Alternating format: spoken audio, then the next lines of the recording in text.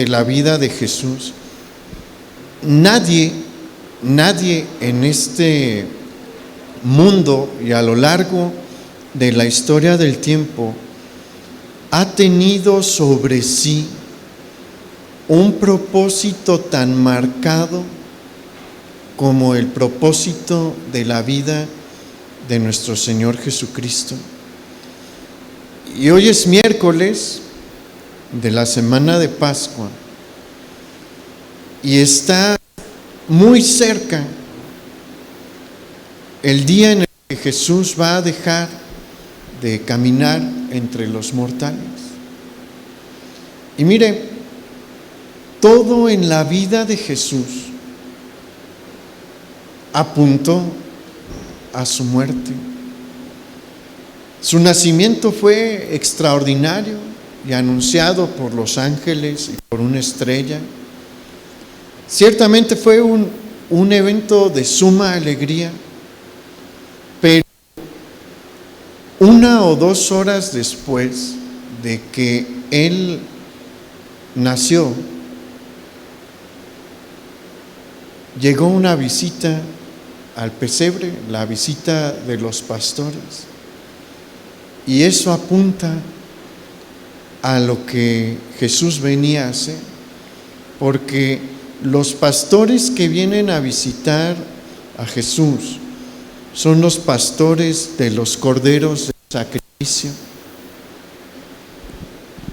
Al 8º día circuncidan a Jesús, y en el tiempo de Jesús, no estoy seguro ahorita, pero en ese tiempo normalmente se le daba el nombre al niño en el día en el que era circuncidado, en el 8º día, y en ese día le ponen el nombre que había anunciado el ángel, le ponen por nombre Jesús.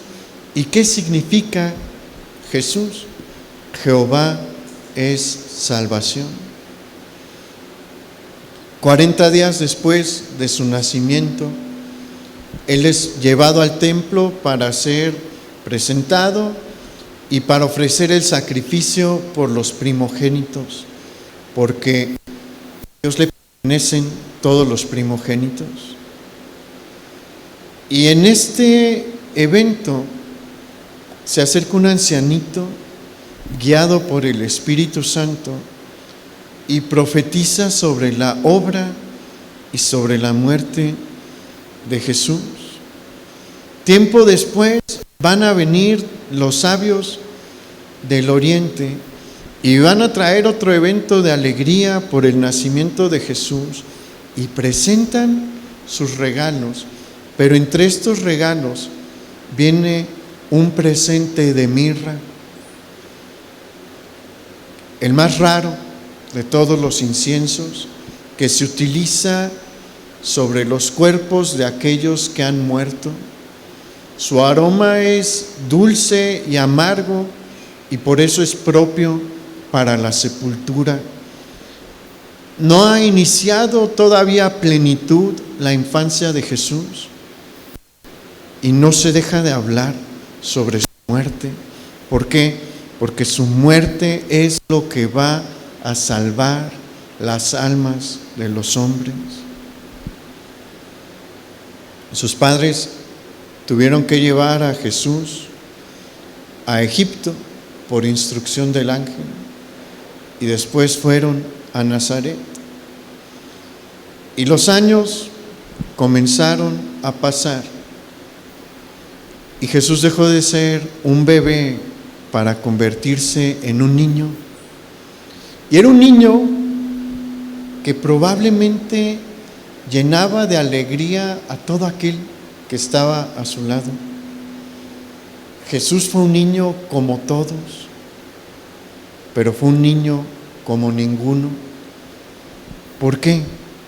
Porque como todos, creció en una familia. Su familia tenía como jefe de familia a un carpintero, y al igual que todos, Jesús tuvo que trabajar desde pequeño, ayudando en el taller, y en las obras de construcción. Jugó cuando había oportunidad, aprendió a leer la ley de Moisés, para que a sus 13 años José lo presentase ante todo Nazaret como un hombre capaz de hacer negocios a nombre suyo. Todos los niños pasaban por esto, Jesús también. Por eso fue como todos, pero fue como ninguno. ¿Por qué? Porque a pesar de haber reído, llorado, jugado, estudiado y trabajado como el resto, él jamás pecó. En Lucas capítulo 2, versículo 52, se nos dice: y Jesús crecía en sabiduría y en estatura y en gracia para con Dios y con los hombres. Y pasando el tiempo se convirtió en un hombre pleno y pasó por tiempos de alegría y de dolor. Durante unos años fue responsable de sostener económicamente a María, a sus hermanas y a sus hermanos. Jesús conoció la sed, el hambre, el cansancio. Fue como todos los hombres, pero como ninguno también. Y llegó el año 30 de su vida. Y en el año 30 de la vida de Jesús, él va al Jordán para encontrarse con un familiar, con su primo Juan, que ha sido levantado por Dios como el primer profeta del Nuevo Testamento. Y Juan, como el heraldo de Dios, sabe que el Mesías ya camina entre los hombres. Y el Señor le ha permitido saber que va a haber una señal indubitable de quién es el ungido de Jehová cuando Él le bautiza. Acompáñenme a Mateo capítulo 3, versículo 13.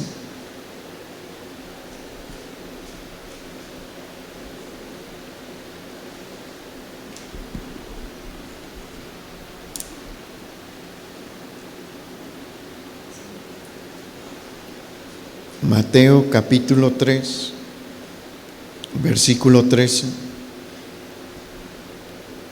Entonces Jesús vino de Galilea a Juan al Jordán para ser bautizado por él, mas Juan se le oponía diciendo: yo necesito ser bautizado por ti, y tú vienes a mí. Pero Jesús le respondió: deja ahora, porque así conviene que cumplamos toda justicia. Entonces le dejó. Y Jesús, después que fue bautizado, subió luego del agua. Y aquí los cielos le fueron abiertos, y vio al Espíritu de Dios que descendía como paloma y venía sobre él. Y hubo una voz de los cielos que decía: este es mi Hijo amado, en quien tengo complacencia. Y así inicia Jesús su ministerio y regresa a Galilea, donde va a pasar años enseñando, pero él no es como todos los maestros de Israel. Hay una cosa que lo diferencia de todos los rabinos y de todos los intérpretes de la ley de su tiempo, y es que a través de él se manifiesta el poder de Dios. Y comienzan los milagros del ministerio de Jesús. Y los ciegos ven, los cojos andan, los leprosos son limpiados y los endemoniados liberados. multitudes empiezan a seguir a Jesús. Muchos se convierten en sus discípulos y de entre ellos 12 son separados para seguirle durante todo su ministerio. El ambiente en este tiempo es extraño, si así lo quiere llamar, porque todos sospechan que Él es el Mesías. Algo nuevo está pasando en tierra de Israel, algo que no se veía en siglos, porque el último periodo de milagros visibles y tangibles que han visto los hijos de Israel está muchos siglos atrás, en el tiempo del profeta Daniel. Pero algo ha cambiado en el reloj de Dios y nuevamente su poder se manifiesta de manera que todos pueden ver que algo ha cambiado con Jesús, con este maestro de Nazaret. Y muchos empiezan a sospechar que Él es el Mesías. Acuérdese que desde tiempo atrás Israel está esperando a este Redentor, pero bajo una idea distorsionada, porque ellos están esperando a un guerrero.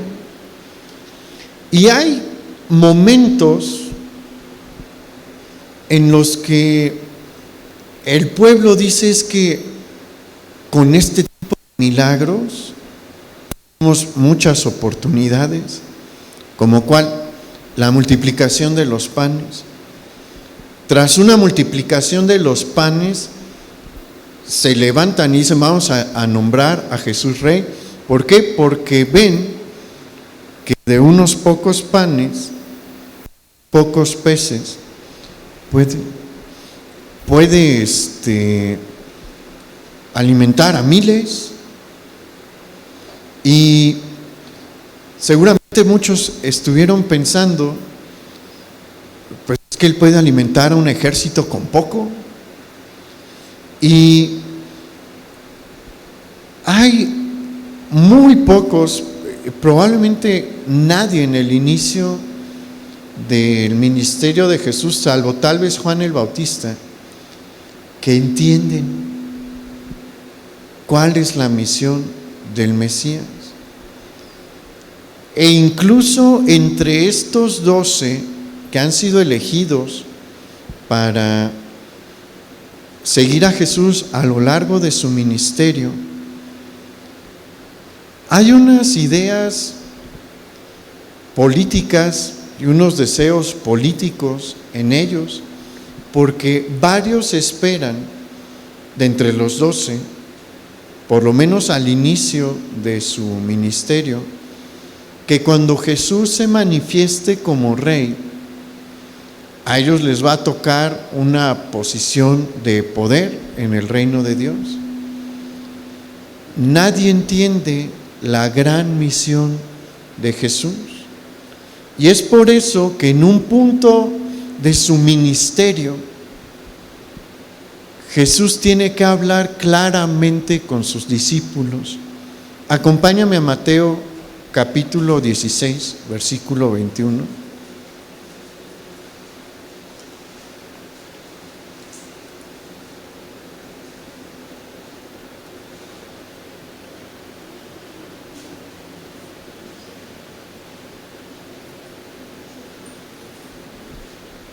Mateo 16, 21 dice: Desde entonces comenzó Jesús a declarar a sus discípulos que le era necesario ir a Jerusalén y padecer mucho de los ancianos, de los principales sacerdotes y de los escribas, y ser muerto y resucitar al tercer día. Entonces Pedro, tomándolo aparte, comenzó a reconvenirle diciendo: Señor, ten compasión de ti, en ninguna manera esto te acontezca. Pero él, volviéndose, dijo a Pedro: Quítate de delante de mí, Satanás. Me eres tropiezo porque no pones la mira en las cosas de Dios, sino en la de los hombres.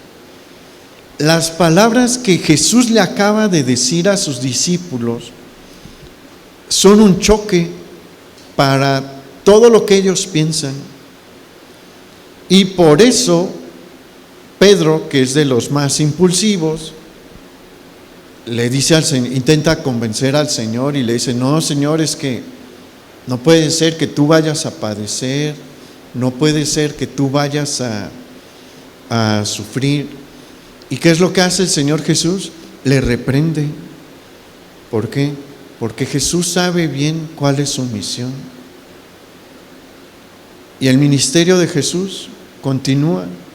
¿Y qué cree que sucede? Los discípulos olvidan las palabras que Jesús les ha dado, en las que les declara que va a morir. Por eso, más adelante el maestro tiene que recordarles de nuevo la realidad de este evento. Acompáñenme a Lucas capítulo 9, versículo 44.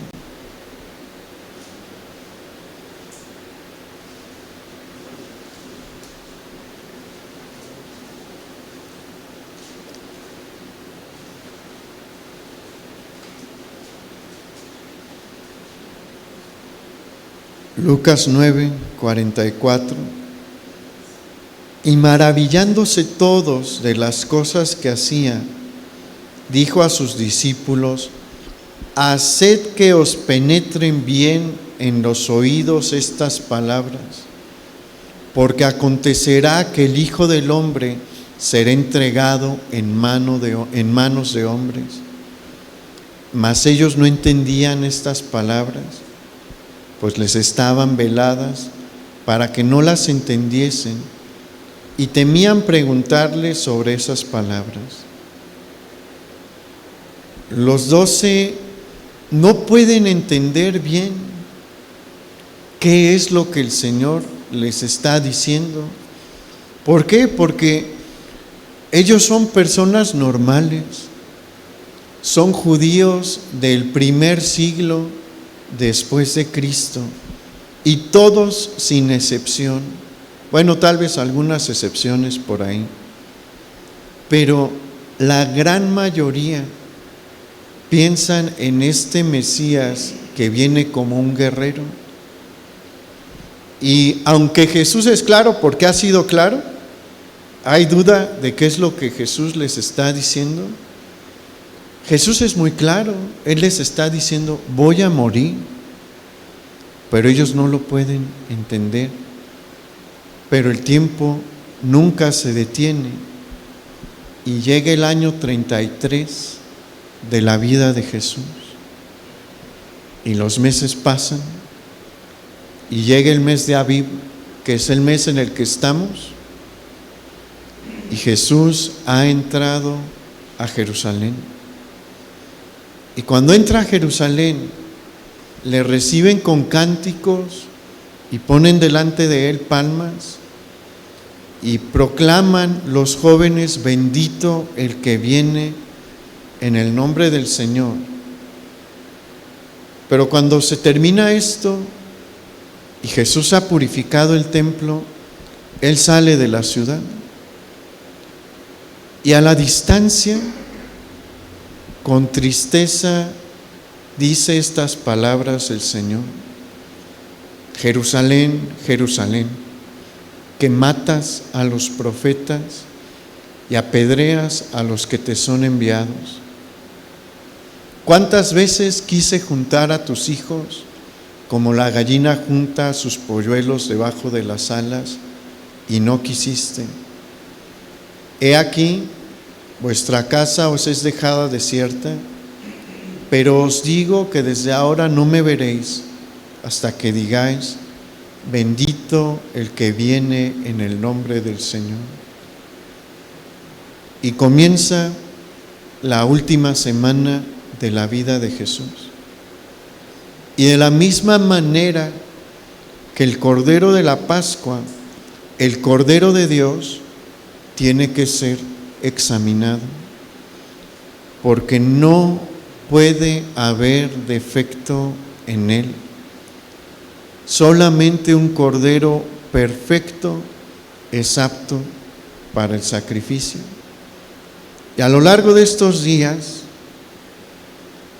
los inspectores van a llegar, uno por uno. Los enemigos del Señor vienen y aparecen los fariseos y no encuentran falta. Después vienen los saduceos y no encuentran falta. No hay de qué acusarle.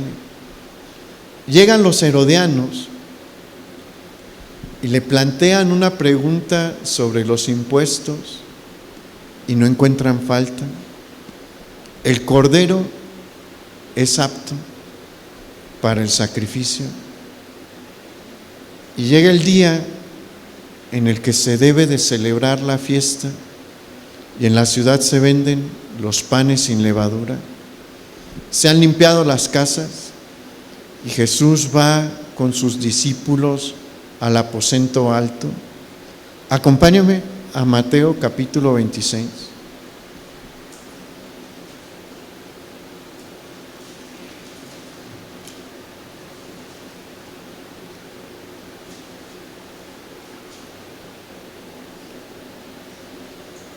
Mateo 26, 20.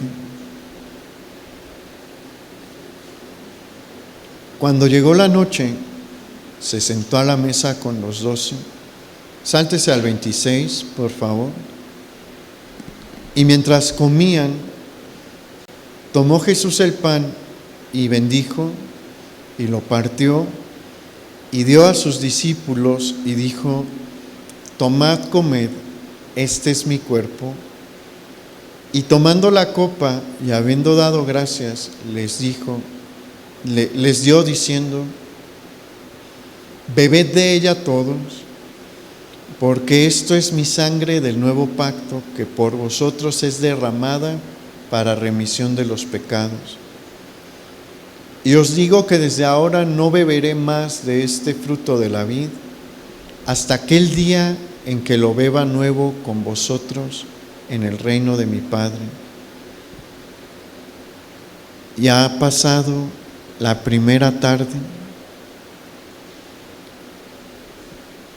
El cordero del sacrificio se debe de inmolar entre las 2 tardes y la primera acaba de terminar.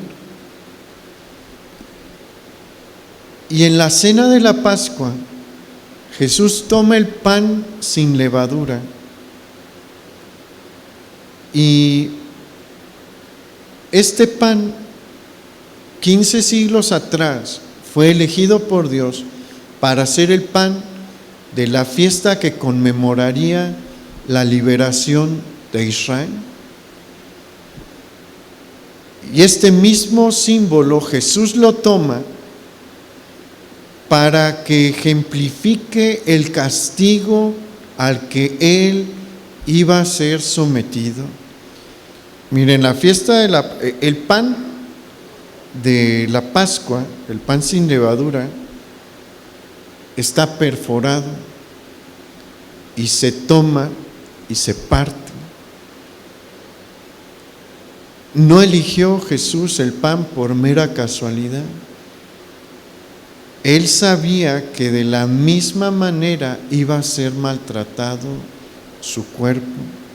Su cuerpo iba a ser quebrantado dentro de unas cuantas horas. Y después Jesús va a tomar el vino de la Pascua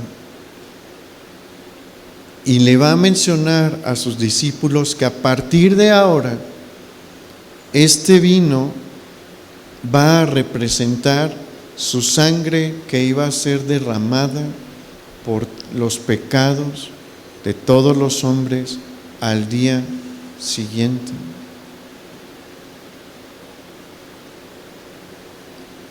Jesús cambia el significado de estos elementos y también el significado de la conmemoración, porque la cena de la Pascua conmemoraba la liberación de Israel de la opresión de Egipto, pero la cena del Señor conmemora la liberación espiritual de los hijos de Dios.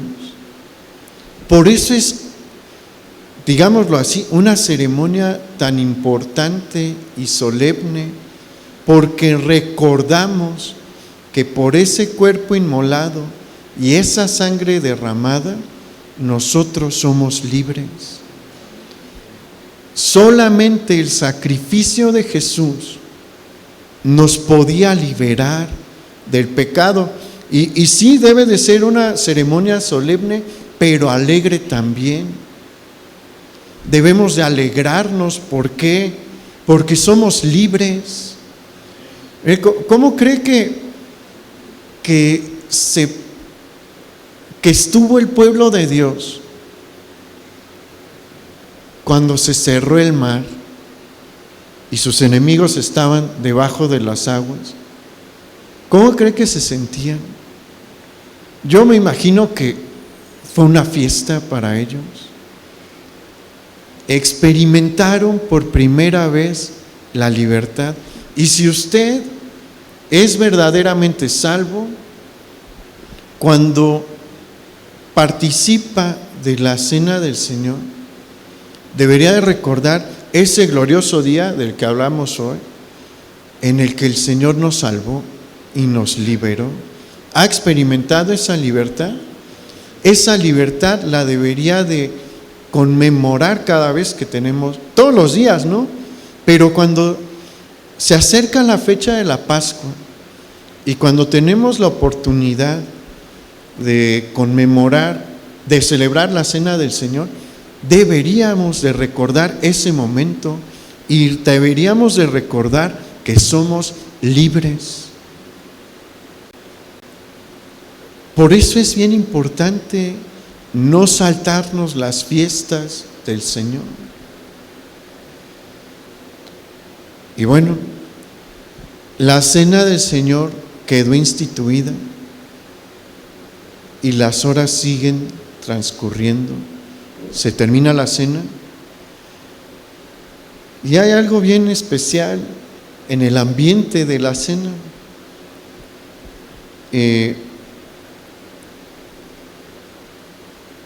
Hay 13 personas en el aposento alto. 11 creen que esta es una Pascua como cualquier otra. Pedro no sospecha gran cosa, tal vez no sospecha nada, ni Juan, ni Mateo, pero hay 2 que saben que esta no es una Pascua cualquiera. Jesús sabe lo que viene y Judas también, porque Judas ya decidió traicionarle. Y Judas se va, termina la cena y van a Getsemaní. Y ahí el Mesías tiene que tomar una decisión. Vamos a Mateo capítulo 26, versículo 42. Este versículo es sumamente importante en la historia de la última Pascua. Mateo 26, 42. Otra vez fue y oró por segunda vez, diciendo: Padre mío, si no puede pasar de mí esta copa sin que yo la beba, hágase tu voluntad. Miren, Jesús no nos debía nada. Él no nos debía este sacrificio. Eso es algo que debemos de tener bien presente. Él no tenía ninguna obligación para con nosotros. ¿Por qué? Porque todos somos pecadores. Los deudores somos nosotros. Y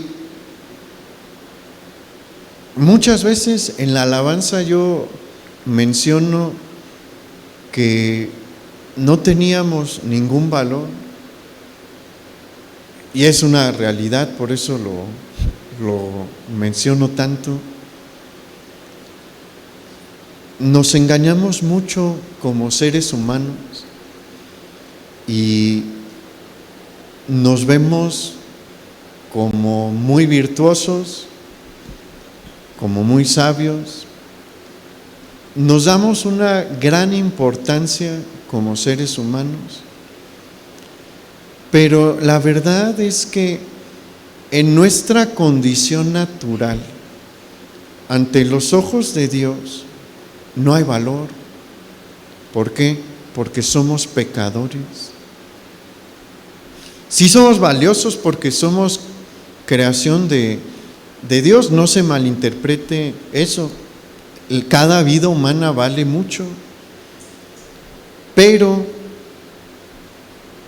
ante los ojos de la justicia de Dios, no había méritos en nosotros.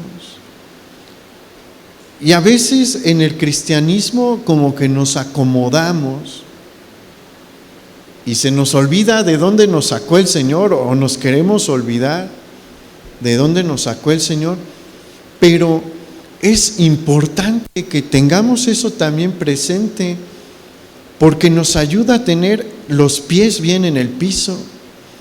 Antes de que Jesús viniese a su vida, acuérdese de todo lo que hacía y pregúntese si de verdad eso tenía valor como para que Dios fuese a la cruz. La verdad es que no.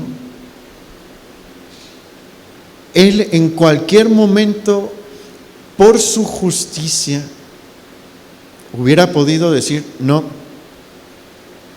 el hombre merece un castigo, yo no tengo por qué tomar ese castigo, que el hombre pague.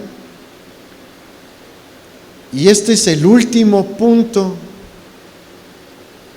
En este momento, digámoslo así, todavía el Señor hubiera podido decir no, pero no lo hizo.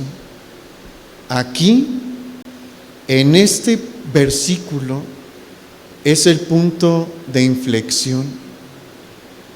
En este momento Jesús dijo: sí voy. Y debería de darnos muchísimo gusto, porque Jesús ahí dijo: sí, voy a morir por ti.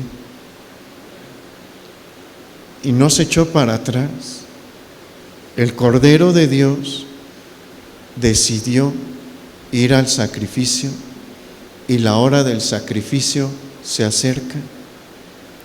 Vamos al versículo 47, ahí en Mateo 26. Mientras todavía hablaba, vino Judas, uno de los 12, y con él mucha gente con espadas y palos, de parte de los principales sacerdotes y de los ancianos del pueblo. Y el que le entregaba les había dado señal diciendo: al que yo besare, ese es, prendedle.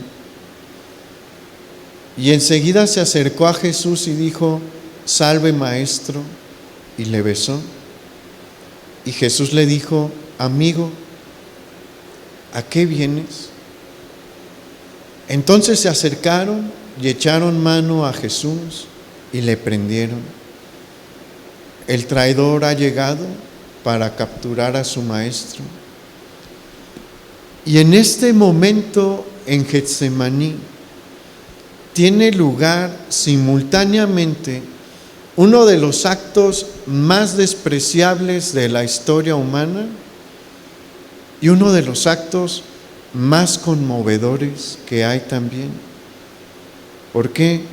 Porque Judas Iscariote, quien ha convivido con Jesús por 3 años y medio sin interrupción, y le ha escuchado en su mensaje, y ha visto sus milagros, y ha visto que nunca le ha hecho un mal a alguien, al ver que sus expectativas de riqueza y de poder no iban a poder ser alcanzadas a través de su Maestro Jesús, decide entregarle a las autoridades judías por 30 piezas de plata y le traiciona con un beso.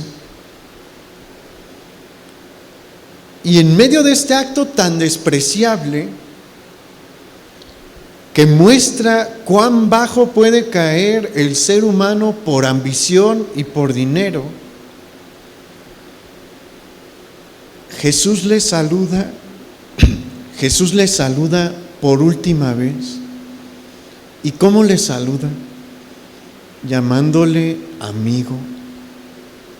Ve el corazón que tiene Jesús.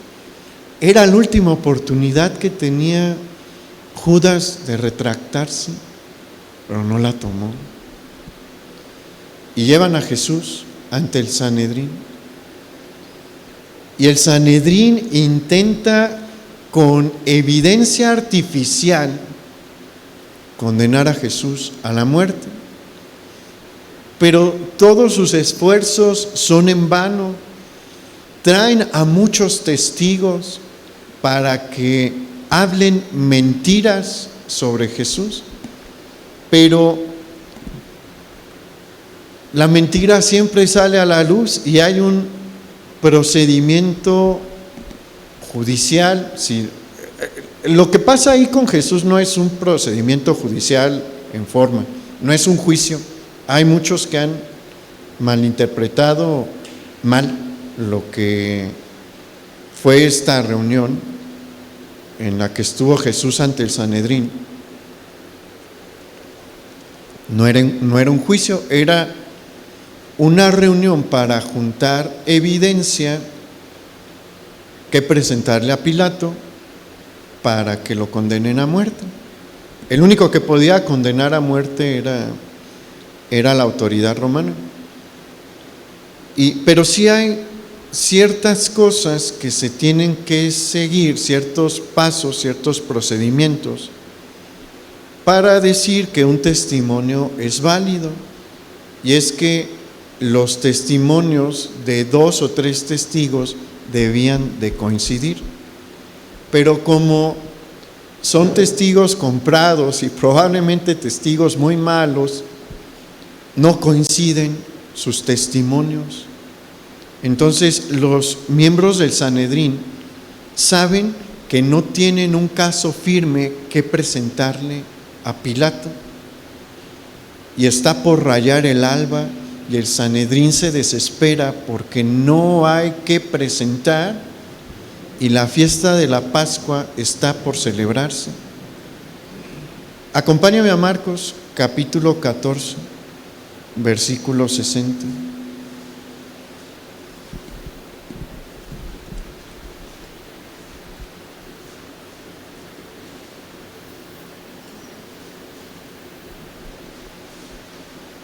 Marcos 14, 60. Entonces el sumo sacerdote, levantándose en medio, preguntó a Jesús diciendo: ¿no respondes nada? ¿Qué testifican estos contra ti? Mas él callaba y nada respondía. El sumo sacerdote le volvió a preguntar y le dijo: ¿eres tú el Cristo, el Hijo del Bendito? Y Jesús le dijo: yo soy. Y veréis al Hijo del Hombre sentado a la diestra del poder de Dios y viniendo en las nubes del cielo. Entonces el sumo sacerdote, rasgando su vestidura, dijo: ¿qué más necesidad tenemos de testigos? ¿Habéis oído la blasfemia? ¿Qué os parece? Y todos ellos le condenaron, declarándole ser digno de muerte. Y algunos comenzaron a escupirle y a cubrirle el rostro y a darle de puñetazos y a decirle: profetiza. Y los alguaciles le daban de bofetadas. El sumo sacerdote hace una pregunta directa y Jesús contesta de manera directa, con palabras que todo el recinto entiende. Nosotros tal vez no, pero ahorita le aclaro qué es lo que Jesús hizo. Cuando Jesús dice: y veréis al Hijo del Hombre sentado a la diestra del poder de Dios y viniendo en las nubes del cielo, está citando Daniel capítulo 7, donde Daniel tiene una visión del Mesías divino, y Daniel lo describe exactamente así. Dice: y vi a uno como hijo del hombre sobre las nubes que se acercaba al anciano de días. Esta es una visión que habla sobre la divinidad del Mesías, y Jesús está citando textualmente este pasaje y le está diciendo al Sanedrín: yo soy el Mesías, yo soy Dios. Por eso es que los sacerdotes pierden el control. Por eso es que vemos, el sumo sacerdote tenía prohibido por la ley de Moisés rasgar sus vestidos, nunca lo podía hacer. Pero su ira, los sumos sacerdotes del tiempo de Jesús no eran en su mayoría muy piadosos, y a Caifás le gana su ira y rompe la ley de Moisés, y todos los demás enloquecen y empiezan a agredir a Jesús. ¿Por qué? Porque entienden claramente que Jesús les ha dicho que Él es Dios. Y llevan a Jesús ante Pilato y ante Herodes. ¿Y qué creen? Ninguno encuentra falla en Jesús. Las autoridades espirituales han examinado a Jesús. Es tiempo de la autoridad civil y no hay fallas. Pilato se esfuerza por liberarle, porque él sabe que él es un hombre que no hace daño, y lo sabe. Mire, Roma también tenía delirio de persecución en general, y cuando ve a alguien que hace que a su alrededor se congreguen masas, sí manda espías regularmente a ver qué es lo que está pasando, porque Roma no tolera las rebeliones, y Jesús tenía la capacidad de congregar a miles en un día, que en ese tiempo era muchísima gente. ¿Se acuerda la alimentación de los 5,000 y de los 4,000? Bien, eran 4,000 varones, sin contar mujeres y niños. Se cree que entre todos debían de ser 15, 20,000 personas. En la de los 5,000, 12, 15,000 personas. En la de los 4,000. Roma, por supuesto que lo nota, y muy probablemente en más de una ocasión Pilato dijo: a ver, vayan a ver qué enseña este Jesús de Nazaret. Jesús nunca tuvo problemas con la autoridad romana. ¿Por qué? Porque los espías llegaban con el mensaje de Jesús y le decían: pues este hombre habla del reino de Dios, pero como algo espiritual. Y Roma, cuando escucha eso, dice: pues déjenlo, no hay problema. Hasta eso Roma era en este momento medio tolerante, ¿no?, con las religiones. Pilato sabe que él no es un mal hombre, él sabe que no ha hecho algo malo, él sabe que lo que enseña no es peligroso, entonces por eso se esfuerza por liberarlo.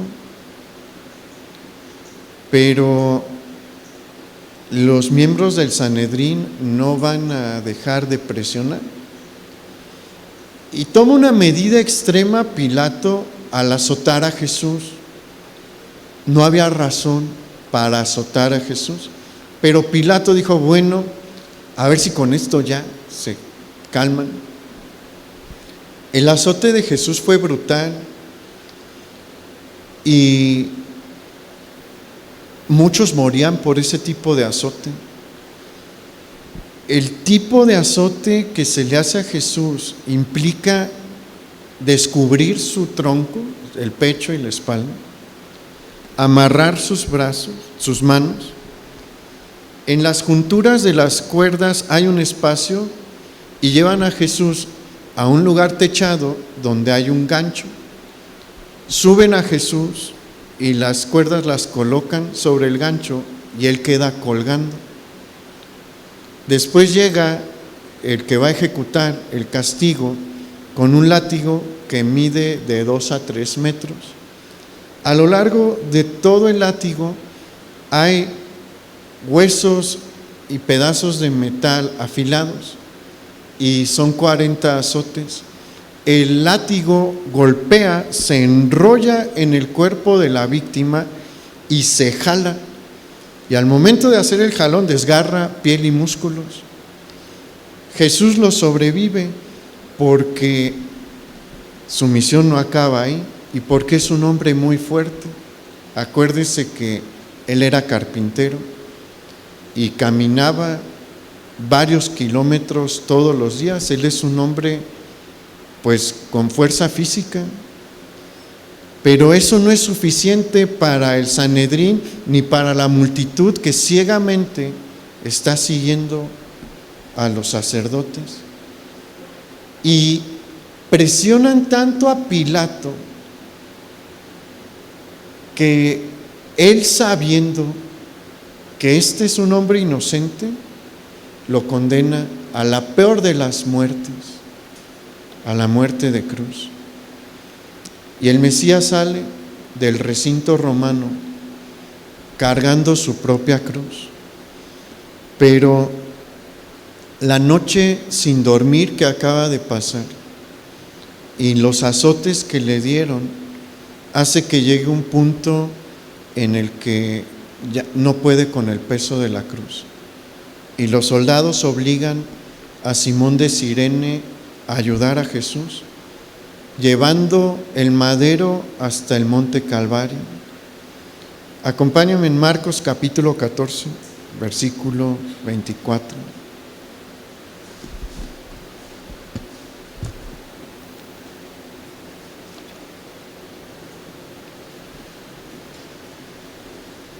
Cuando le hubieron crucificado, repartieron entre sí sus vestidos, echando suertes sobre ellos para ver qué se llevaría cada uno. Era la hora tercera cuando le crucificaron, y el título escrito de su causa era El Rey de los Judíos. Llegó la hora tercera, son las 9 de la mañana, y Jesús ya cuelga sobre un madero a ojos de todo Jerusalén, y los romanos decidieron ser crueles con él y perforan sus manos y sus pies. Esto lo decidieron arbitrariamente. Mire, la mayoría de las personas crucificadas no eran perforadas, simplemente las amarraban a la viga con de manos y pies y duraban 3, 4 días ahí colgando.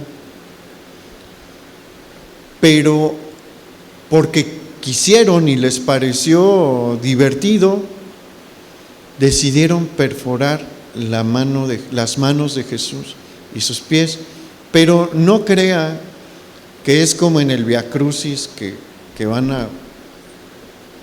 a haber en varias colonias de la ciudad y del país. La perforación es aquí. Y no es un clavito, es un clavote que tiene que perforar la muñeca y la viga, porque lo tienen que hincar, es decir, doblar en el otro extremo de la viga. Rompe todos los tendones que hay aquí. En los pies es igual, es un clavo enorme el que perfora los pies de Jesús. Eso no hace que la víctima muera, hace que sufra muchísimo. ¿Por qué? Bueno, la decisión de ellos fue arbitraria, no había ninguna razón para castigar así. Es un hombre inocente. Pero ¿por qué lo perforan? Porque la profecía del Salmo 22 se tiene que cumplir. Ahí se menciona que las manos del Mesías iban a ser perforadas. Y las horas empiezan a pasar. Jesús sufre para poder respirar. Su cuerpo se debilita. La multitud se burla. Algunos a la distancia lloran. Y un ladrón a su lado, un pillo sin temor de Dios, que no le ha dejado a Roma otra opción más que ejecutarlo en una cruz por lo terrible que era como hombre, se une a las voces de burla. Pero el otro, que también es un pillo terrible, por gracia entiende quién está a su lado y qué está haciendo. Y ahí, en sus últimas horas de vida, le reconoce como Salvador y se salva. Vamos al versículo 33. Cuando vino la hora sexta, hubo tinieblas sobre toda la tierra hasta la hora novena. Llegó la hora sexta y las tinieblas cubren Jerusalén. Y en el plano espiritual sucede algo que la mente del hombre no es capaz de comprender, porque a partir de la hora sexta, la copa de la ira de Dios se empieza a derramar sobre Jesús. Y Jesús recibe el castigo por todos los pecados de los hijos de Adán.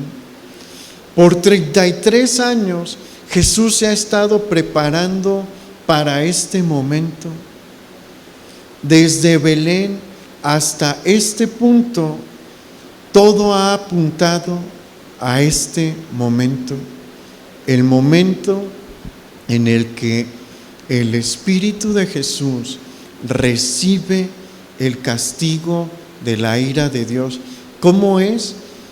No sabemos. Pero póngase a pensar, ¿qué castigo se merecería usted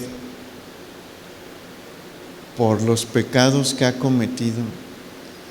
Pero no se quede nada más con su persona. ¿Qué castigo cree que se merecería Hitler y todos sus secuaces que cometieron el Holocausto en la Segunda Guerra Mundial?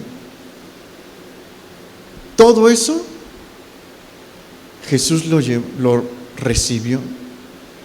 Ese castigo que merecían los peores hombres y mujeres de la historia, Jesús lo llevó. E inclúyase ahí, porque no somos tan buenos como creemos. Vamos al versículo 34. Y a la hora novena, Jesús clamó a gran voz diciendo: Eloi, Eloi, lama sabactani, que traducido es: Dios mío, ¿por qué me has desamparado? Y aquí es la cúspide del castigo. El castigo se ha vuelto tan fuerte que Jesús se siente abandonado por el Padre y lo único que puede hacer es gritar en desesperación. Versículo 35. Y algunos de los que estaban allí decían al oírlo: mirad, llama a Elías. Y corrió uno y empapando una esponja en vinagre y poniéndola en una caña, le dio a beber diciendo: dejad, veamos si viene Elías a bajarle. Mas Jesús, dando una gran voz, expiró. Entonces el velo del templo se rasgó en dos, de arriba abajo. Son las 3 de la tarde. Este es el punto entre las 2 tardes. Mientras Jesús está clamando: Dios mío, ¿por qué me has desamparado? En el templo de Herodes, los sacerdotes están sacrificando a los corderos de la Pascua. Y el castigo termina. Jesús sabe que ha cumplido su misión y clama: consumado es, y entrega el Espíritu.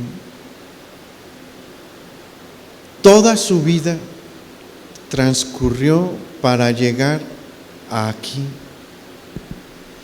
Y justo cuando Jesús expira, el velo del lugar santísimo se rasga de arriba hacia abajo, siendo un símbolo de que desde la divinidad desciende la salvación de Dios para los hombres. En este momento, la serpiente fue herida en la cabeza, con una herida de la que jamás se iba a levantar, porque a partir de este punto hay salvación eterna para el ser humano. A partir de este punto, Satanás ya no puede retener las almas de los hombres que son rescatados por la sangre de Jesús. En este momento se vuelve realidad lo que Jesús dijo años atrás: porque de tal manera amó Dios al mundo, que ha dado a su Hijo unigénito, para que todo aquel que en Él cree no se pierda, mas tenga vida eterna. Es por esta obra de Jesús que el hombre se salva. No hay otro.